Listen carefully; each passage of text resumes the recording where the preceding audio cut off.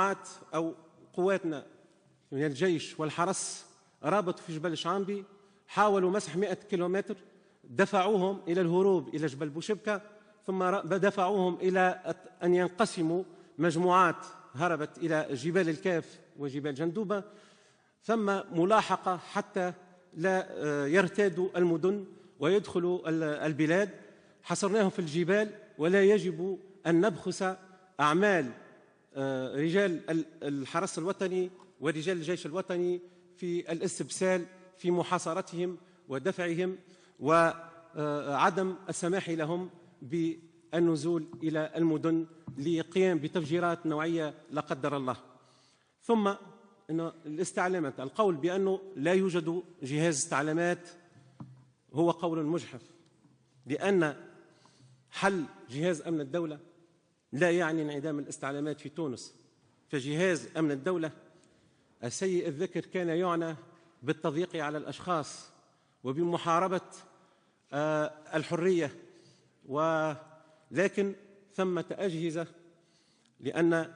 لأننا بصراحة ورثنا في تونس إدارة قائمة الذات لمن يعرف تقسيمات الأمن، ثم إدارة كاملة عامة للمصالح الفنية، ثم إدارة كاملة عامة للمصالح المختصة، ثم فرق إرهاب موجودة في كل ولاية، ثم فرق التوقي من الإرهاب موجودة في كل ولاية، ثم فرق في الشرطة المختصة موجودة في كل ولاية، ثم فرق أو مراكز إرشاد موجودة في كل فرقة الأبحاث والتفتيش للحرس الوطني في كل ولاية.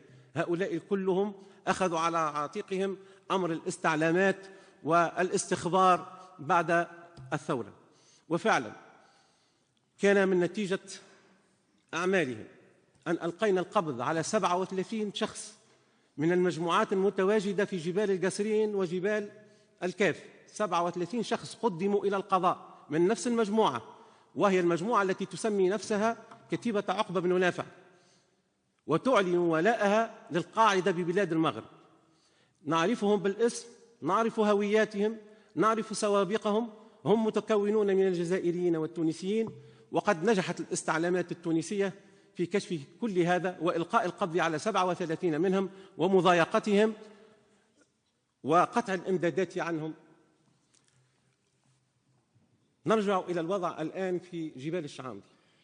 في حقيقة الأمر استمعت إلى جميع التساؤلات وجميع من يعلنون أنهم خبراء استراتيجيين، وتبنيتها. وعلى أثر زيارتي بمعية رئيس الدولة أمس لرجال الشرطة الحرس والجيش الوطني على عين المكان في الشعامبي، تساءلنا نفس الأسئلة. في حقيقة الأمر تساءلنا نفس الأسئلة: علاش ما يوقعش قصف كدونها 20 واحد؟ لماذا لم نجتثهم من جذورهم؟ علاش انتظرنا إلى أن اللغم الرابع ينفجر؟ ثم ناس خبراء، وثم فرقة مصنفة الثالثة عالميا في تونس نعتز بها، هي فرقة بيستروا نعتز بها، الوحدة المختصة التابعة للحرس الوطني. وثم خبراتنا في الجيش موجودين على عين المكان وقد فسرونا للأمر. في حقيقة الأمر وجدنا بعض الأجهزة وتساءلنا عن عدم استعمالها. وجدنا بدلة كاملة ضد الألغام، لكنها تزن 70 كيلوغرام أو 60 كيلوغرام، بما يصعب معه تسلق الجبال، وأعلى قمة في جبال تونس تسلقها بتلك البدلة. ثمة كلاب مختصة في الكشف عن الألغام، هي مدربة على المعادن وليست مدربة على البلاستيك. ثم آلات كشف الألغام أيضا لدى الجيش، هي معدة للكشف عن المعادن وليست معدة للكشف عن الألغام اليدوية البلاستيكية، لأن الألغام اللي استعملوها كان لزاما أن تنفجر حتى يعرف خبراؤنا مما تتكون لمجابهتها ولإعداد الوسائل الكفيلة لمجابهتها. هي عبارة عن أكياس بلاستيكية تحوي جزء من لامونيتر وتحوي جزء من مادة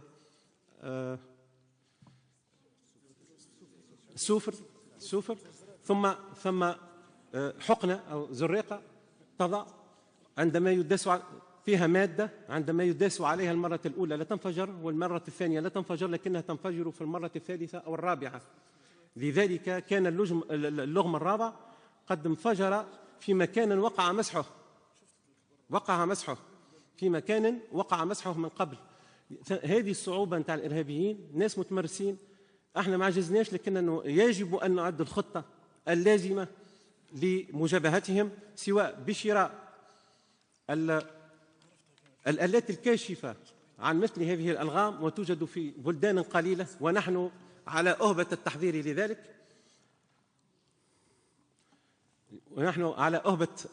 لذلك. كما حاول الخبراء أن يجدوا السبل الكفيلة للتعامل مع هذه الألغام، ولن يؤوده ذلك مطلقا. حاجة أخرى حبيت نشير لها، أنه تساءلنا عن إمكانية القصف. فعل هو وقع قصف لتفجير الأماكن، لكن قبل ذلك وقبل الإعلان عن منطقة الشعامبي كمنطقة عسكرية لم يكن بالإمكان القصف، لأن جبال الشعامبي جبال مأهولة مشجرة، فيها قرى، فيها رعاة، فيها صيادة، وفيها حراس الغابات. لم يكن من الممكن أن نقصف أبناءنا، ولم يكن من الممكن أن نهول الأمر قبل أن يقع هذه التفجيرات. الآن ثم تعامل وثيق مع أشقيق الجزائر في محاصرة هؤلاء الإرهابيين في جبال شعامبي، وثمة إعداد مشترك وقيادة مشتركة بين الجيش والحرس الوطنيين، ولتكن لدينا الثقة في إمكانياتهما ولنتوحد حولهما لمحاربة هذه الظاهرة. وقد وعدني أمس ووعدونا أمس رجال الحرس الوطني والجيش بأنهم لن يغادروا جبال الشعامبي وجبال تونس إلا وقد اجتثوا هؤلاء من تلك الجبال. أريد أن أشير أيضا إلى أننا قبل يومين ألقينا القبض على أحد تلك العناصر التي كانت متواجدة في الجبال الخطيرة، وألقينا صبيحة هذا اليوم على شخص آخر، ونحن تباعا سنلقي عليهم القبض. لذلك لا يجب أن نهول الأمر ونجعل تونس على بركان من الألغام، كما لا يجب الاستهانة بالأمر، ويجب الالتفاف حول جهاز الأمن حتى يؤدي واجبه في محاربة الجريمة المنظمة ومحاربة الإرهاب. أنتقل الآن إلى ملف التسفير إلى سوريا. في حقيقة الأمر كنت أود أيضا أن يكون موجودين من قبل، وعرفنا ونتابعهم، هم يهربون من جبل إلى جبل، مش مستقرين في مكان واحد، والجبال ممتدة، أحيانا يدخلون الجزائر وأحيانا يرجعون، أحيانا يتخذون من جبل بوشبكة مأوى ثم يرجعون إلى الشعامبي. الحكاية هي كر وفر، لكن احنا استطعنا أن نلقي القبض على 37 منهم، ثم 38 قبل يومين، 39 هذه الصبيحة، وسنتابعهم حتما وسنلقي عليهم القبض كما وعدنا أبناؤنا المتواجدون على عين المكان. الاستعلامات راي موجودة وحفيفة، ولولا الاستعلامات لا عرفنا مكانهم ولا عرفنا هوياتهم ولا عرفنا أعدادهم. هذا كل عنا إن شاء الله، ما نخافوش برشا، لكن زاد يلزم شوية حزم في التعامل مع ظاهرة الإرهاب. ورأوا نجح أبناؤنا، خاطر كانوا محاصرينهم منذ ديسمبر، لم يغادروا الجبل لا الحرس ولا الجيش منذ ديسمبر. الجبال راهي مئات الكيلومترات وهي مشجرة، وهي سلاسل ممتدة من الجبال، الجيش على إثرهم ولم يغادروا الجبال مطلقا. لذلك قاموا بالضغط عليهم وتتبعوهم إلى القمم. حينما وصلوا إليهم زرعوا هذه الألغام، يعني مش بين عشية وضحاها، ثم مجهود فهمتني أمني ملحوظ لا نبخس أبناءنا مجهودهم، ويلزم احنا لو كانت هذه الجلسة مغلقة لكنت صرحت بأكثر من هذا، لكن سرية الأبحاث كما تعلمون لا تسمح لنا، لأن ثم طرف مقابل يتربص بهذه المعلومات، ولتعذرونا. بالنسبة للتسفير إلى سوريا، هذا أمر أيضا فيه كلام، لكن سأحاول أن أختصر، لأني على المباشر يكفي أن أقول لكم أنه في شهر واحد منعنا سفر 1000 شخص، 1000 شاب إلى سوريا، منعنا منعا باتا لأمن البلاد. مبرراتنا أمن البلاد لا غير، خاصة وقد وجدنا أن قانون جوازات السفر ل 1975 والمنقح عدة تنقيحات يجعل من جوازات السفر ملكا للدولة التونسية، ويمكن للدولة في حالة الخطر سحب هذه الجوازات بعد إذن من النيابة العمومية. وقد نسقنا مع السيد وزير العدل، وسنتمشى في هذا التمشي إن شاء الله، حتى نمنع أبنائنا من السفر خارج تونس متى شككنا في نيتهم. كذلك رانا فككنا 5 شبكات إلى التسفير، فككناهم وقدمناهم للقضاء، وهم الآن في السجون، 2 في بنزرت، 2 في تونس العاصمة، وواحدة في الجنوب بالاسم.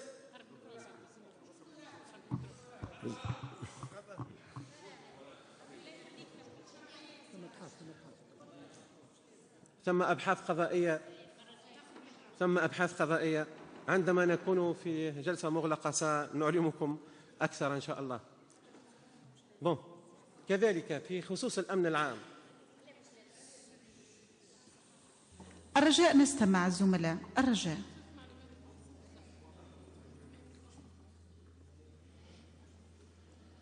كذلك حاولنا أن نفكك شبكات الجريمة المنظمة التي لا تقل خطورة عن الإرهاب. ثم منطقة كاملة كانت اسمها المساترية، تعرفوها ولا زالت. المنطقة هذه كانت تأوي عصابات منظمة لسرقة السيارات والمساومة مع صاحب السيارة. فككنا 3 عصابات وحجزنا أكثر من 20 سيارة وقدمناهم للقضاء. لكن أحداث بنزرت ثم أحداث الإرهاب دائما يحدث ما يحول دون تنفيذ خطتنا كاملة. سنعود إلى ذلك إن شاء الله. سنعود إلى متابعة مخططاتنا، لأنه اليوم ما عادش ثم نظام عام وأمن عمومي وحرس الأسلاك كلها تعمل تمشيط، وسنمشط كل المدن وسنقضي على الجريمة. لكن راوا بإعانتكم وبإعانة الأحزاب وبالوصول إلى توافق نكونوا احنا معناها يكون رجل الأمن يستطيع أن يضطلع بهذه المهام إن شاء الله وبتفاؤل، لأننا بدأنا فعلا وشعرنا بتحسن. الدليل على ذلك نجاح المؤتمر الدولي الاجتماعي، نجاح 400 الشهيد شكري بالعيد، نجاح التظاهرات في 1 ماي، في 9 أبريل، نجاح جميع الاجتماعات السياسية التي قام بها الأحزاب. راو احنا كل يوم في امتحان ماتش كورة، راو ما نروحوش المدراء ووزير الداخلية إلا من بعد ما ينتهي ماتش الكورة، وراو أي مسيرة ما نروحوا زاد كان كي تنتهي المسيرة على خير. راي آلاف الاحتجاجات وآلاف الاحتكاكات اليومية في تراب في الجمهورية التونسية. لو أنه يبقى معناها مركز مطوق، يبقى رجال الأمن ومدراء الأمن ووزير الداخلية اللي نسينا حياتنا الشخصية موجودين غادي، حتى منا اللي بات في الوزارة نتبعوا مصير هاك الاحتجاج هذاك، لأنه لا قدر الله لو سقط من رجال الأمن نكون خاسرين، ولو سقط من المحتجين فتلك مصيبة أعظم. لذلك خياني راو اللي عافس على الجمرة ندعوكم إلى الالتفاف حولنا، وإن شاء الله تونسنا بخير وما يكون كان الخير. وأنهي بهذه الدعوة التفاؤلية، وشكرا. شكرا السيد وزير الداخلية على هذا التفاعل مع تساؤلات السادة والسيدات النواب. الكلمة الآن للسيد وزير العدل.